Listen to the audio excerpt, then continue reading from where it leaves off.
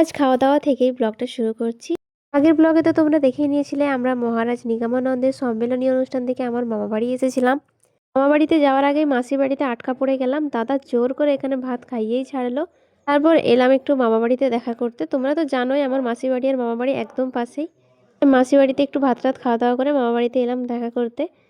এই অনুষ্ঠানের জন্য মামাদের বাড়ি সহ গোটা পাড়াতে প্রচুর আত্মীয় স্বজনরা এসেছে, মামা বাড়িতেও অনেকেই এসেছে। তারপর ভিডিও কলে দার্জিলিং থেকে কিছু শপিং করে নিলাম। আমি গিয়েছিল দার্জিলিং, তো ওখান থেকে আমার জন্য কি নেবে সেটাই আমাকে দেখাচ্ছিল, তো আমি ভিডিও কলে সেটাই দেখছিলাম। নেটওয়ার্ক ভালো না হলে ভিডিও কলে কখনোই ঠিক মতো শপিং করা যায় না, আর কখনো ভিডিও কলে নেটওয়ার্ক ভালো হয়ও না। যাই হোক, এখন আমাদেরকে তাড়াতাড়ি বাড়ি যেতে হবে। মামারা তো জোর জবরদস্তি শুরু করেছে, বিশেষ করে দাদা কোনো মতেই ছাড়বে না, দেখা যাক কি হয়। ফাইনালি আমরা যেতে পারিনি, আটকা পড়ে গেছি। এটা ছিল দ্বিতীয় দিন, মা বাবা চলে গেছিলো, আমরা ভাই বোনেরা রয়ে গেছিলাম। দাদা কোনো মতেই আর ছাড়লো না, মাকেও ছাড়তো না। শুধুমাত্র আমি জোর করে বাবা মাকে গাড়িতে পাঠিয়ে দিয়েছিলাম, কেননা ভাই ছিল বাড়িতে। এদিকে দাদা চপ ভাজছে, দিদিরা হেল্প করে দিচ্ছে, আর আমি কিছুই না, ভিডিও করছি। আর এত বড় দাদা দিদিরা থাকতে আমাকে কিছুই করতে হয় না।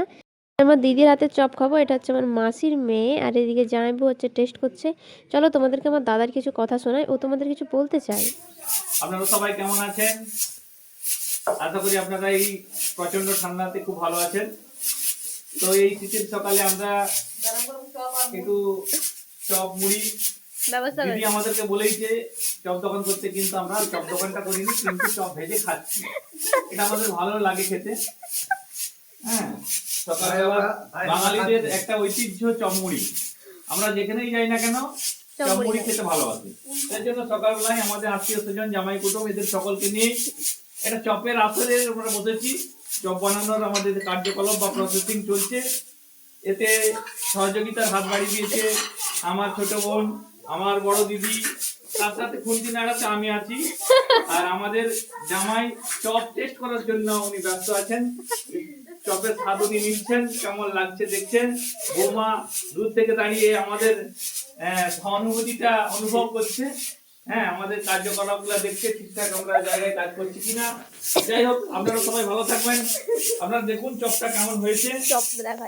চপটা আশা করি দেখে মনে হচ্ছে ভালোই লাগছে, কিন্তু এখনো খেয়ে তো অনুভব করতে পারিনি। পরে আপনাদেরকে খেয়ে স্বাদটা আমি জানাবো। আপনারা দূর থেকেই এটুকু দেখুন। আর আমার বোনের যে চ্যানেলটা রয়েছে ইটপিকু, ওইটা আপনারা সবাই সাবস্ক্রাইব করে দেবেন।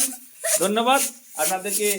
আবার পরের ক্লিপে আবার দেখা হবে। মুড়ি টুড়ি খেয়ে এইমাত্র মামা বাড়ি থেকে বাড়ি চলে এলাম। আমার ফোনে চার্জই ছিল না একদম, তাই আর কোনো ক্লিপ নেওয়া হয়নি।